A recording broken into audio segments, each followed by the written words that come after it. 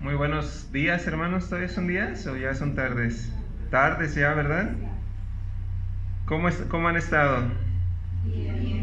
Bien, bien, gracias a Dios, ¿verdad?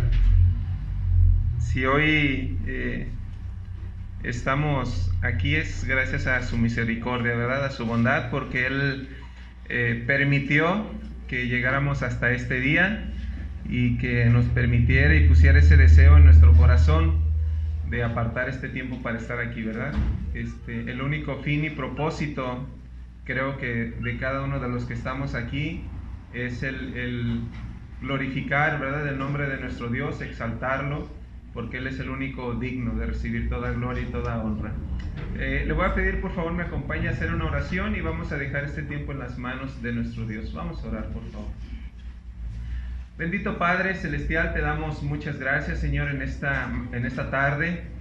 Gracias, Señor, por tu misericordia, porque nos has concedido, Señor, este día más de vida. Nos has permitido, Padre, el apartar este tiempo.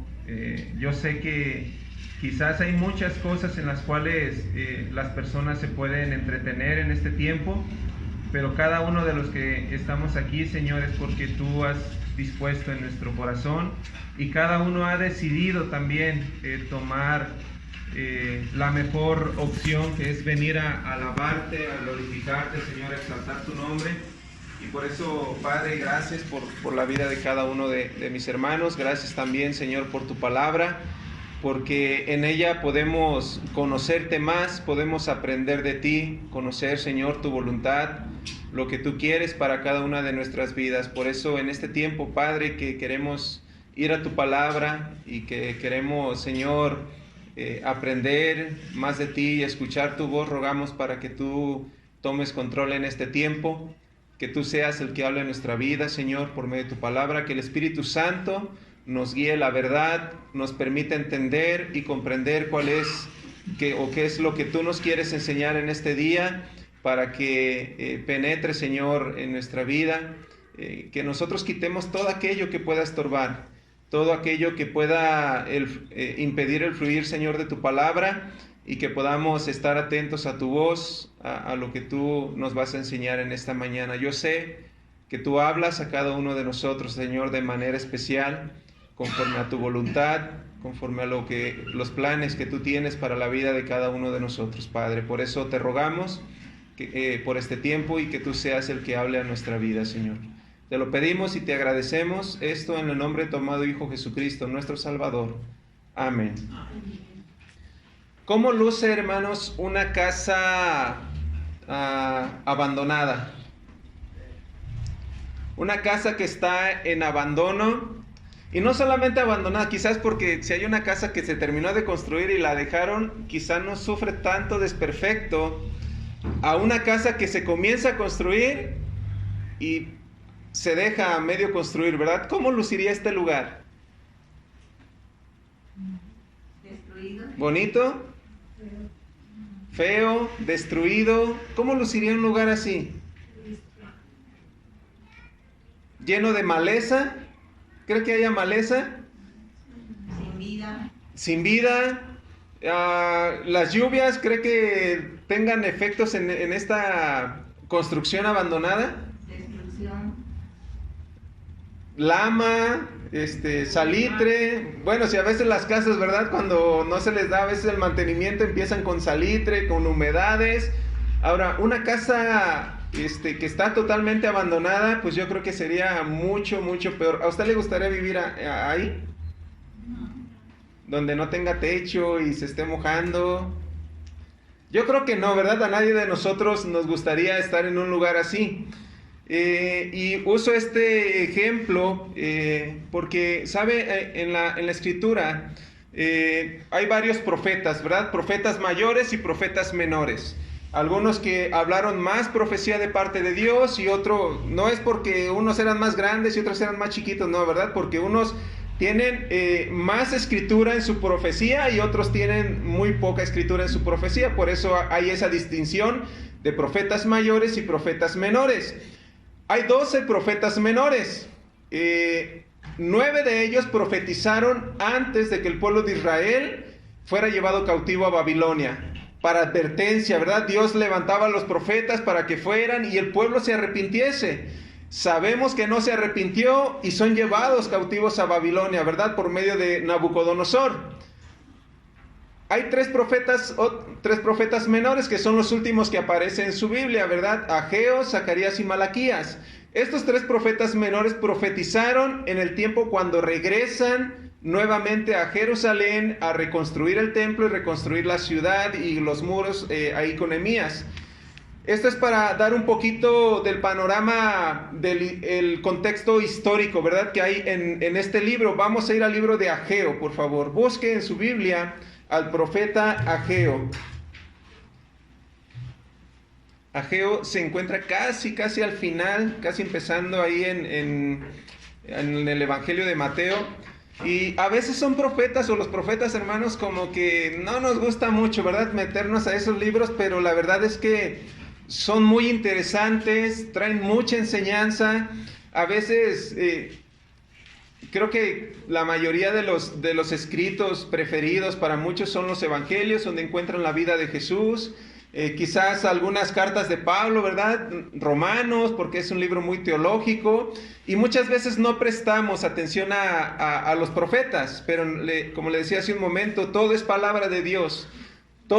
Dios ha permitido que lo tengamos con un fin y un propósito para nuestra vida. Hace un momento incluso veíamos en la escuela dominical, ¿verdad? Toda la escritura es inspirada por Dios y útil para enseñar, para redarguir, para corregir, para instruir en justicia, a fin de que el hombre de Dios sea perfecto y enteramente preparado para toda buena obra. Entonces, toda la escritura, hermanos, también estos profetas menores, Ageo solamente contiene dos capítulos, es muy breve, es muy corto, pero el mensaje es muy conciso.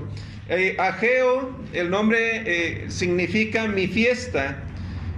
Fue la primera voz profética que se escuchó después del exilio de Babilonia. Es decir, el primer profeta que Dios manda cuando regresan del cautiverio de Babilonia. Era contemporáneo de Zacarías, en aquel tiempo también estaba Confucio, y su ministerio fue el de llamar al pueblo a terminar la reconstrucción del templo, que había sufrido una demora de 15 años. Estas profecías fueron dadas entre agosto y diciembre del año 520 antes de Cristo.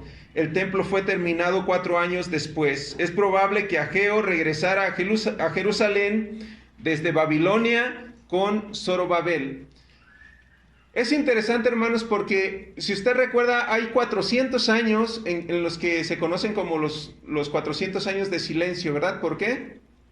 Antes del nacimiento de Cristo. Porque no hay nada. Porque no hay nada. Durante 400 años Dios ya no habló con su pueblo, ya no se dirigió a ellos. Entonces, y poco antes de que Dios guardara silencio con su pueblo, 120 años, Dios levanta a este profeta, Ageo, y dice la escritura, ¿ya está ahí conmigo? Amén. Amén. Dice la escritura, en el año segundo del rey Darío, en el mes sexto, en el primer día del mes, vino palabra de Jehová por medio del profeta Ageo a Zorobabel, hijo de Salatiel, gobernador de Judá, y a Josué, hijo de Josadac, sumo sacerdote, diciendo, así ha hablado Jehová de los ejércitos, diciendo, este pueblo dice, no ha llegado aún el tiempo de que la casa de Jehová sea reedificada. Ahora, el pueblo decía, todavía no ha llegado el momento, ¿verdad? No ha llegado el tiempo de que la casa de Dios sea reedificada. Algo que se tiene que reedificar. ¿Por qué se tiene que reedificar? Porque está destruido, porque sufrió destrozos, sufrió daño, ¿verdad? Si vamos a la historia, sabemos que Nabucodonosor es quien destruye, ¿verdad? Cuando se los lleva cautivos, destruye el templo. Nabucodonosor conquista Babilonia en el año 586, aproximadamente antes de Cristo. Para el año 538, decreta a Ciro que regresen los judíos a reconstruir el templo. Algo sorprendente, ¿verdad? Si usted lee el libro de Esdras, va a encontrar toda esta historia, porque Esdras también relata el regreso, cuando ellos regresan, Zorobabel, incluso ahí mismo en Esdras va a encontrar también a Ageo, que aparece por ahí. Regresan, y la cantidad de judíos que regresan de este exilio eran aproximadamente, entre judíos y los siervos que ellos tenían, alrededor de 50,000 judíos. 50,000 judíos regresan con el único fin y propósito de reconstruir el templo y sus casas, ¿verdad? Tienen que reconstruir donde vivir, pero la prioridad es el templo. Ahora, ellos no regresan con las manos vacías, porque quizás pudiéramos pensar, sí, pero para reconstruir algo se ocupa mucho dinero, se ocupan muchos materiales. Bueno, dice que cuando regresan, todo el pueblo juntó dinero, incluso muchos de los hermanos que no regresaron, aportaron. Y la cantidad de oro, algún teólogo sacaba la conversión, si lo convertimos hoy en día a dinero, a lo que vale el gramo de oro hoy en día, la cantidad de oro que ellos llevaron de regreso, ¿verdad?, para reconstruir el templo, aproximadamente, hermanos, eran como 24 millones de dólares, o sea, casi 50 millones, 500 millones, ¿verdad?, de pesos. Imagínense la cantidad. No solamente llevaban oro, llevaban plata, alrededor de 3 toneladas de plata. Junto con ello, muchas maderas muy finas y vestiduras para los sumos sacerdotes que iban a estar ministrando en el templo. Ellos regresan a Jerusalén y dice que empiezan a reconstruir el templo. Esto no viene ahorita aquí en Ageo, ahí nada más nos habla que el pueblo decía, no es aún tiempo de reconstruir. Pero cuando ellos regresan, empiezan a reconstruir, más o menos duraron 5 años reconstruyendo el templo. ¿Qué pasó? Las naciones alrededor estaban celosos y a la vez querían pelear esta tierra, ¿verdad? Porque había quedado como sola. Entonces, las naciones alrededor dijeron, nosotros queremos ayudarles a reconstruir todo esto, queremos ser parte. Los judíos les dijeron, no, esto es algo de nosotros, algo especial para nosotros. Y el templo era de suma importancia para el pueblo de Israel. Hoy en día incluso no tienen un templo y anhelan recuperar ese lugar para reconstruir ese templo, porque es algo precioso y preciado para ellos. Sin embargo, ellos dijeron no. Entonces los opositores empezaron a hacer una carta, le mandaron esta carta a Artajerjes, ¿verdad?, el rey de Persia, diciendo, ¿sabes qué? Esta nación está reconstruyendo esta ciudad y si tú ves su historia, vas a ver que había grandes reyes que dominaron mucha tierra. Entonces, como diciendo, tú no te vas a escapar si ellos cobran fuerza. Entonces el rey manda que detengan la obra. ¿Pero qué hizo el pueblo? Detuvo la obra. 5 años reconstruyendo el templo, empiezan a recibir oposición y detienen toda esta obra. Ellos interpretaron que la oposición que estaban recibiendo en ese momento, Dios les estaba diciendo, es hora de parar. Vamos a la escritura y vemos que Dios no estaba diciendo eso, ¿verdad? Al contrario, Dios manda al profeta a decirles, ¿por qué dicen que no es tiempo? O sea, Ageo viene a reprenderlos. ¿Por qué dicen que todavía no es tiempo? Yo no sé, hermanos, ellos qué sentirían al pasar por este lugar, porque ahorita vamos a ver un poco más adelante, ellos empiezan a construir sus casas, y el templo, hermanos, estaba en el centro de lo que era la ciudad. El pasar por este lugar y ver ese lugar así, destruido, abandonado, 15 años sin hacerle nada al templo. La encomienda, reconstruyan el templo. Tenían materiales, tenían dinero, tenían tiempo. ¿Sabe qué no tenían? Disposición de hacer la obra que Dios les había mandado hacer. El regresar a reconstruir este lugar. 15 años pasaban por ahí, quizá los primeros días sí decían, ay, híjole, a lo mejor un pesar, pero empezaron a pasar los años, y los años, y los años, y se volvió como que, ya no importa, ¿verdad? Porque dice ahí el profeta, este pueblo dice, aún no es el tiempo. Entonces, ¿cuándo va a ser el tiempo? ¿Para cuándo va a ser el tiempo? Me llama la atención la manera en cómo Dios se refiere, porque el profeta está hablando lo que Dios dijo que le tenía que decir al pueblo. En el versículo número 2 dice, así ha hablado Jehová de los ejércitos diciendo, este pueblo O sea, no se refiere a ellos, mi pueblo, ¿verdad? Como lo vemos en la mayoría del antiguo, mi pueblo, especial tesoro que había Dios escogido, lo hace de una manera como cuando a veces tiene unos conflictos, ¿verdad? Ahí con la pareja, ¿verdad? Hay alguna indiferencia y suele una conversación, pues ¿verdad? Pues no quería venir, pues no se apuró, pues es que ¿verdad? Y empezamos usamos esta palabra de una manera no para exaltar algo, ¿verdad? Sino decir como para, pues como minimizar, como... Y es la manera como Dios empieza este discurso o esta reprensión al pueblo. Este pueblo dice, aún no ha llegado el tiempo. No ha llegado el tiempo, dice, el tiempo de que la casa de Jehová sea reedificada. Sigue diciendo la Escritura. Entonces vino palabra de Jehová por medio del profeta Ageo diciendo, en el verso 3, verso 4 dice, ¿es para vosotros tiempo para vosotros de habitar en vuestras casas artesonadas, y esta casa está desierta?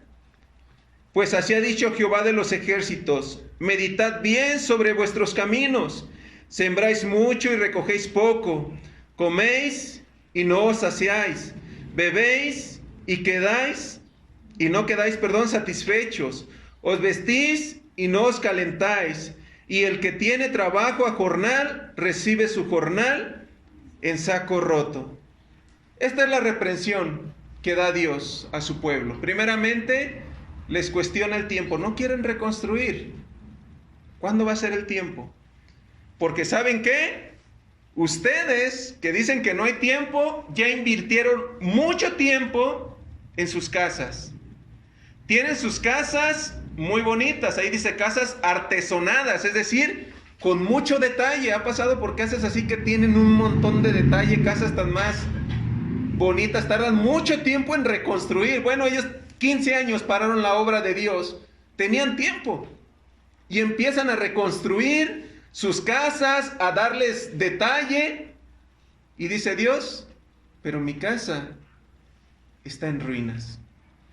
No solamente eso, hermanos, sino que empieza a decir ahí, habían traído consecuencias. Yo no sé mucho de agricultura, pero dice ahí en el texto número 6, en el 5, bueno, viene primero, meditad bien sobre vuestros caminos. Mediten hacia dónde se está dirigiendo su vida, hacia dónde se está dirigiendo sus prioridades.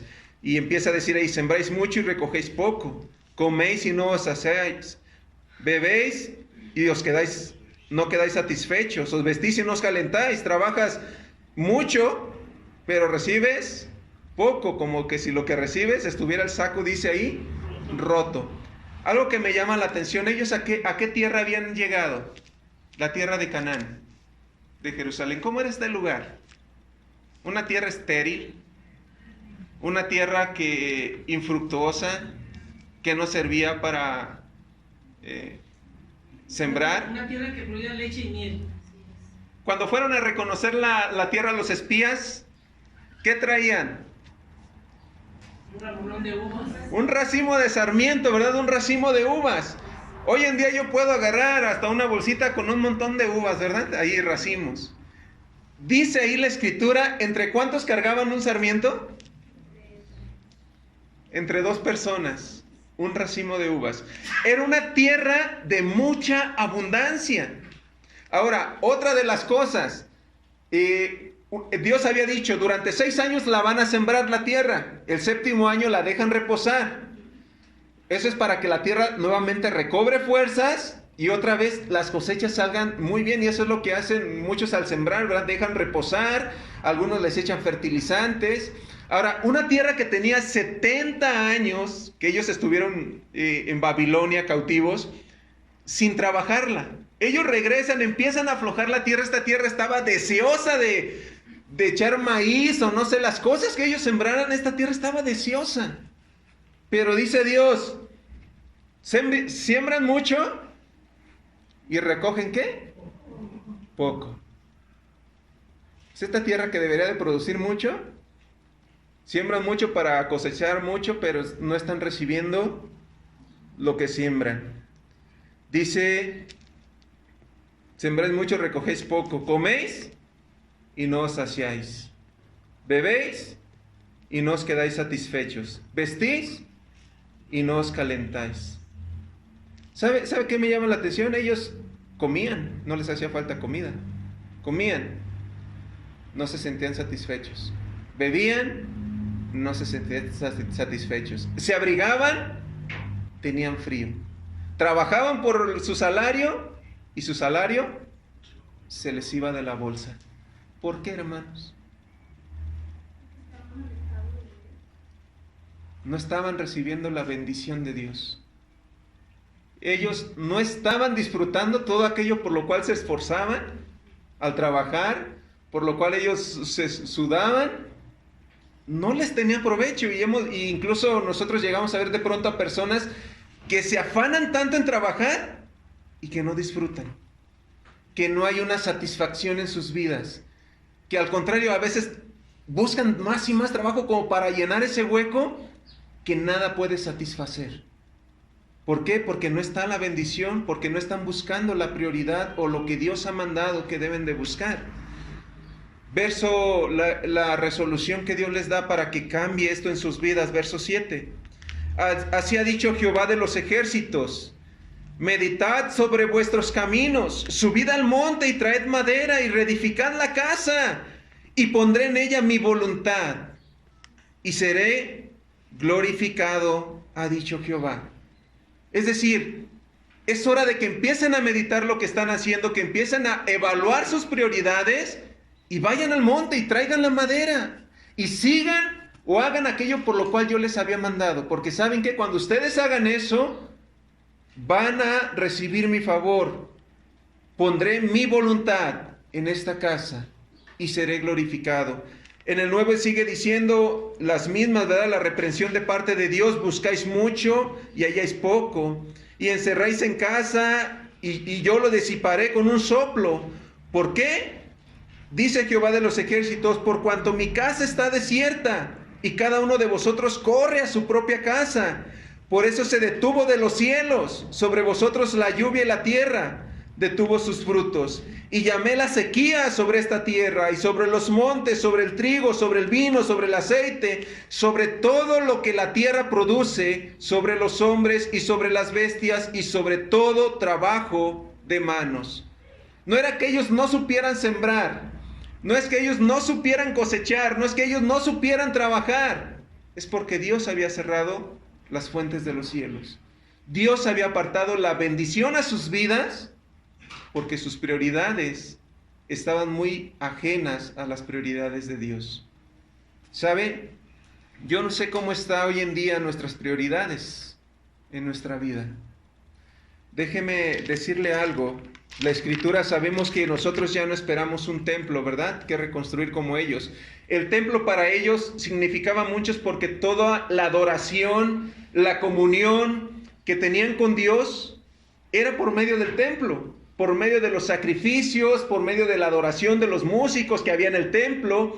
Entonces, mientras no había un templo, ellos disfrutaban de una relación con Dios, de una comunión con Dios. No, porque no tenían el templo, era algo primordial para el pueblo de Israel. Entonces, a ellos no era solamente, hermanos, que no les interesaba la reconstrucción del templo. ¿Sabe qué era lo más triste? No les interesaba reconstruir esa relación con su Dios, esa relación de adoración a su Dios. Como le decía hace un momento, nosotros ya no esperamos un templo. La palabra de Dios dice que vosotros sois el templo del Dios viviente. Nuestro cuerpo, nuestra vida es templo de Dios. Incluso segunda de Pedro, vaya conmigo, segunda de Pedro capítulo 2.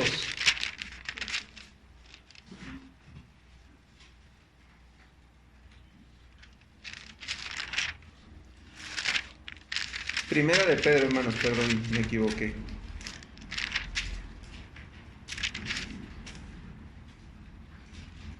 Primer carta de Pedro, capítulo 2.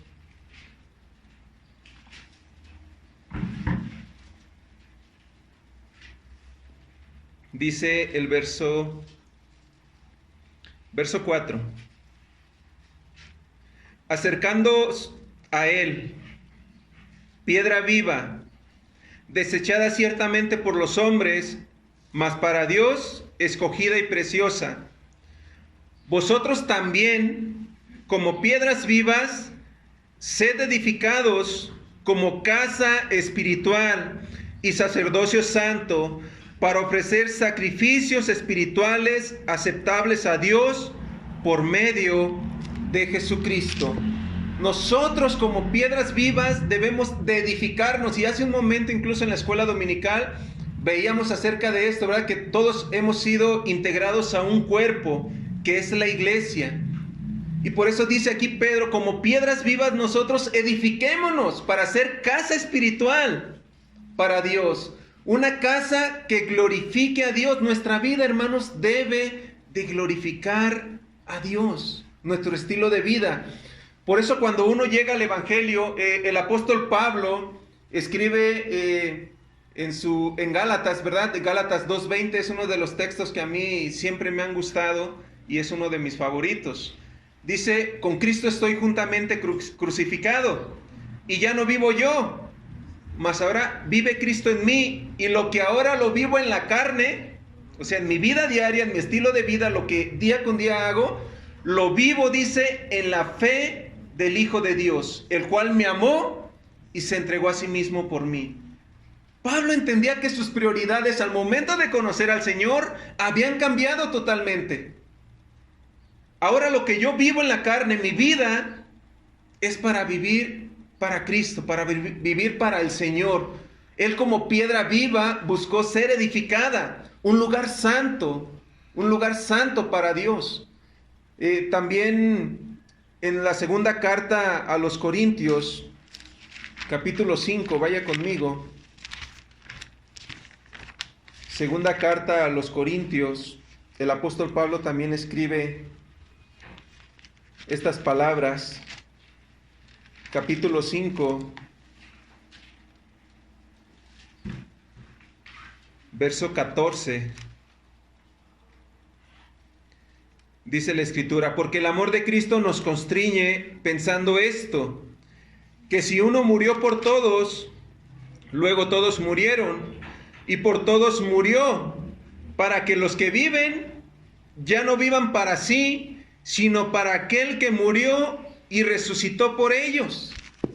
Es decir, nosotros ya no debemos de vivir en base a nuestras prioridades que teníamos antes de conocer al Señor, en base a aquellos anhelos y proyectos y cosas que teníamos, sino que todo esto se tiene que encaminar para la gloria de Dios.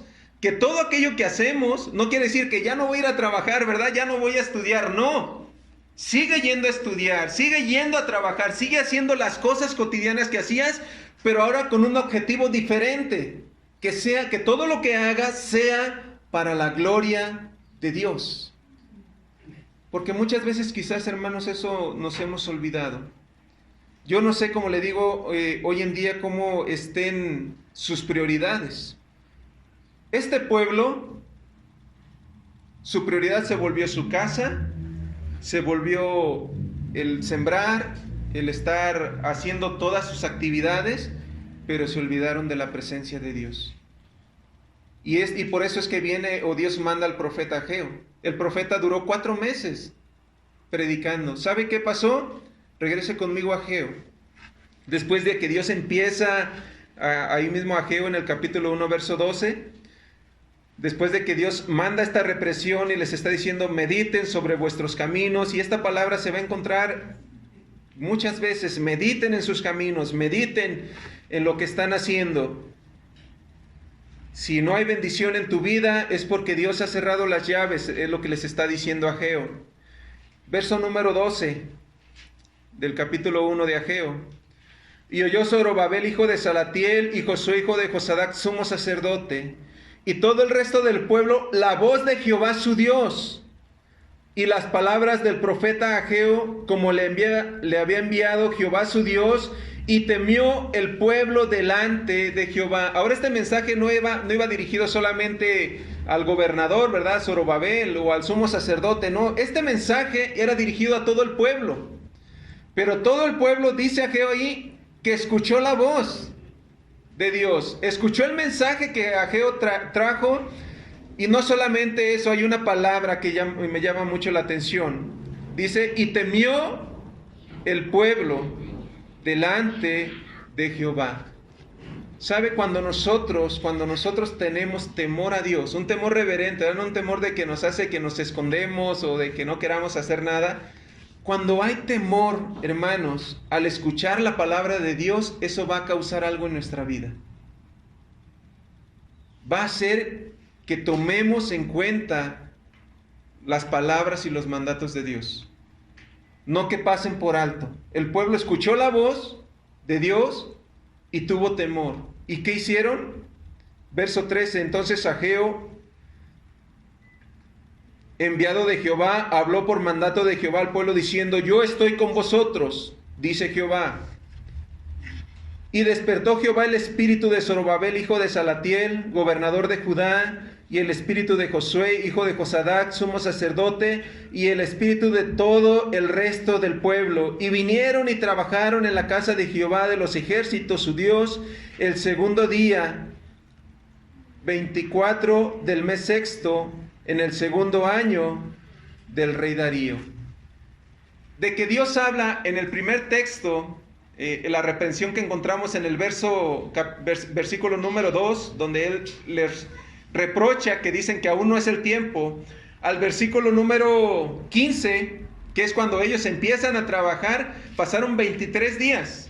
Es decir, llega Ageo en el primer día y empieza a hablar la palabra de Dios a ellos, empieza a reprender. ¿Cuándo es tiempo? Dios ha dicho que ahora es el tiempo. Ellos escuchan la palabra, hay temor en su corazón y se empiezan a organizar. Vamos a reconstruir la casa. Y dice ahí el texto, ellos empiezan a trabajar. Les llevó del momento de reprensión a terminar el templo 5 años. 15 años abandonado y en 5 años terminaron la obra del templo. Dios dijo, voy a estar con vosotros. ¿Sabe qué pasó cuando ellos empezaron a reedificar? Si lee ahí en Esdras, ellos nuevamente recibieron oposición. Aquellos que habían parado la obra, cuando ven que empiezan a reconstruir otra vez, nuevamente empiezan a querer frustrar esta construcción. Pero en ese momento ellos entendieron lo que Dios les había dicho y Él sabía que aún en medio de la oposición, ellos tenían que trabajar, tenían que terminar de reedificar. Y esto es lo que a veces hace mucha diferencia, hermanos, en nuestras vidas, porque de pronto empezamos a recibir oposición y dejamos de hacer las cosas de Dios. Empezamos en nuestro trabajo a dar testimonio, ¿verdad?, de que somos cristianos y empiezan ahí a señalarnos, a decirnos cosas y nos quedamos ya callados. Mejor ya no digo, ¿verdad? Porque el decir que soy cristiano me está trayendo...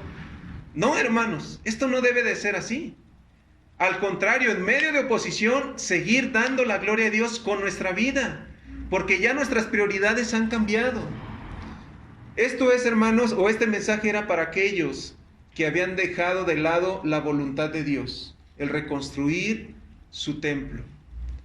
Quizás algunos de nosotros no podemos decir, no, yo estoy invirtiendo en las cosas de Dios, ¿verdad? Yo busco la palabra de Dios, busco su voluntad, busco no faltar a las actividades. Y si esto es así, hermanos, la motivación aquí en Ageo es para los que han dejado de construir su vida espiritual. No se esperen 1 año más, no se esperen 2 años más. Hace un momento decíamos acerca de la madurez espiritual. Hermanos que quizás pasaron 5 años, 10 años, 15 años y sus vidas siguen siendo las mismas. Porque no buscan esa formación espiritual, como rocas vivas no se han edificado en Cristo. Debemos de buscar esto, pero si tú estás buscando, hermanos, aquí, Dios dice, yo voy a estar contigo, no pares, y aunque haya oposición, tú sigue reconstruyendo, porque entonces, dice Dios, yo pondré en ella mi voluntad, dice, y seré glorificado, ha dicho Jehová. Nuestras vidas, hermanos, deben de traer gloria a Dios. Una casa abandonada no va a traer gloria a Dios. Si nuestra prioridad no es nuestra vida espiritual, esta casa va a estar desierta. No vamos a disfrutar la bendición de Dios. Vamos a trabajar mucho y no tendremos satisfacción. Vamos a estar haciendo muchas cosas y nuestra vida no hallará esa satisfacción en Cristo. Busquemos, hermanos, edificarnos como casa espiritual. Busquemos la voluntad de Dios y que nuestra vida sea un vivo reflejo de la gloria de Dios en el lugar en el que usted se encuentra. Que Dios les bendiga, hermanos.